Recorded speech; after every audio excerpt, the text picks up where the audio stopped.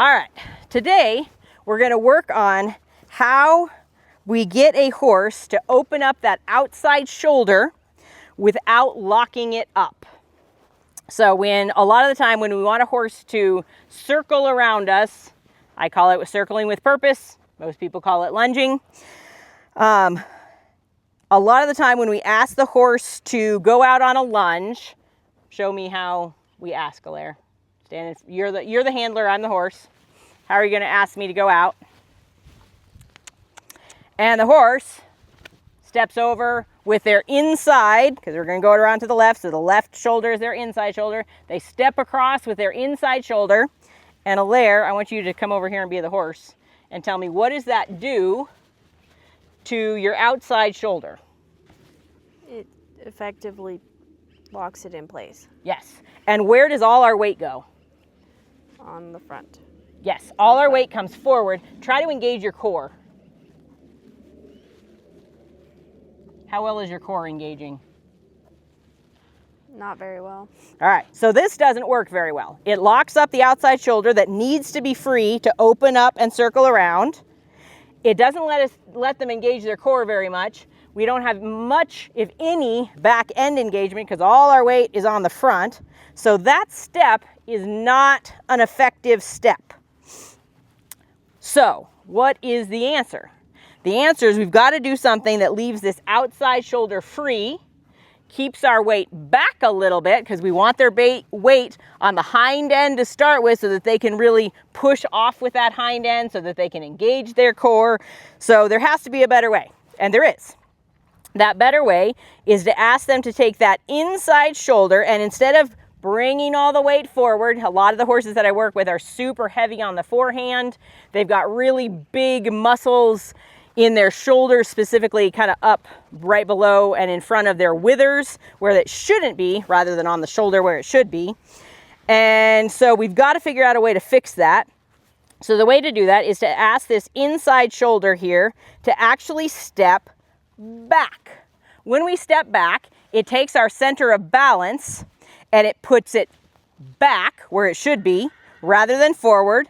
And when we take it back and behind that outside front shoulder is now free to move wherever you need it to go.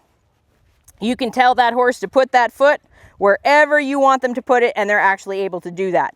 And when we step back, I want you to do it, and try to engage your core. Now what can you do? So step back. Yep. Is your core able to engage now?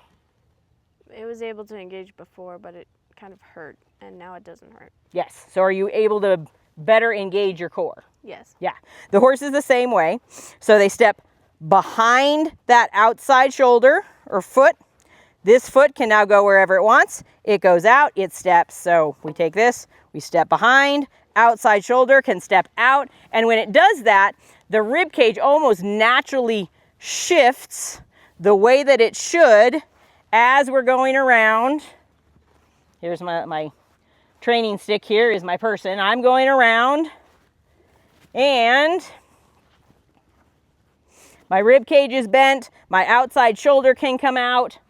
And then I'm going to make Alaire get down on all fours and demonstrate how this works, because the hind end matters as well.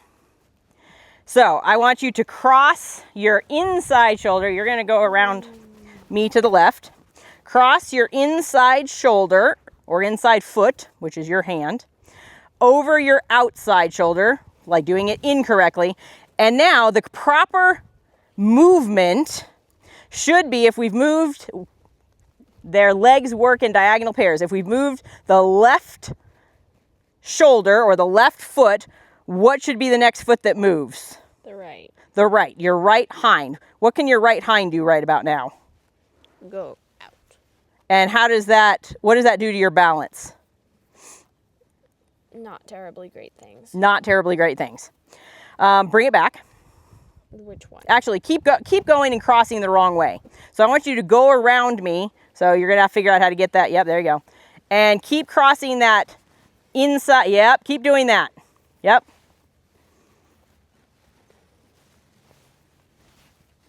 And then now I'm going to tell you, you need to engage your core and bend your rib cage this way. Ow. How's that working? And this, now once you've moved this one, this back hind should come up and across underneath you. So bring that up and underneath you. Now cross this over. That one's next. How is this working for you? Not super well.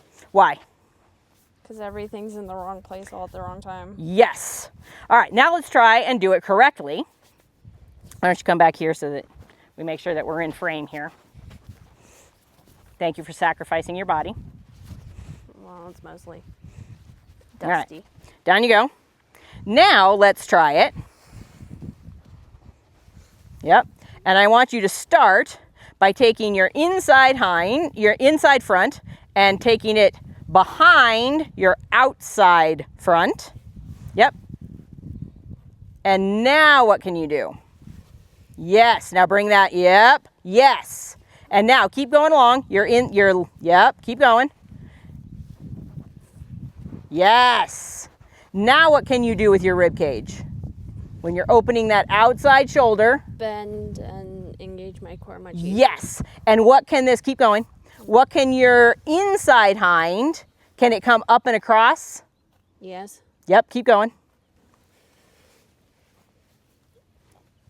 Yep, keep going. Keep letting that outside shoulder open up. Open up the outside shoulder. So I'm going to ask you to open up this, nope, that's your inside. Open up your outside shoulder. Yes, there you go. Now bring this up and, nope, keep this there. This one comes next. Yep, then this one. Up, Now I'm on. forward you go. I'm going to help you forward. That one. That one. Nope, now you're dropping on your inside. This one needs to open up. Open this outside shoulder. There you go. Now this one can come up. Yes. And this one. And this one. And this one. Yeah, there you go. Right in the pile of poop. Right in the pile of poop. How did your body feel once you started to kind of feel that movement? Much better. So, a layer struggling with this is very much what your horse is going to do because they're not used to this pattern of movement either. However, once they start figuring out this pattern of movement, they will be much more balanced. And when they're more balanced, what happens when they feel more balanced? Safer. Yeah, they feel safer. When a horse feels safer, what does that do to their mental state? They're calmer. They're calmer. So horses, as we know, are a prey animal. And when they feel like they can't protect their body or they can't move well, that heightens their tension and their stress. And so they get less calm, they get more anxious. And so if we can just change how they move so that they feel more balanced and safer, that will automatically lower their stress. So I'm going to pause and go get my horse and show you how this works with a horse. Ow.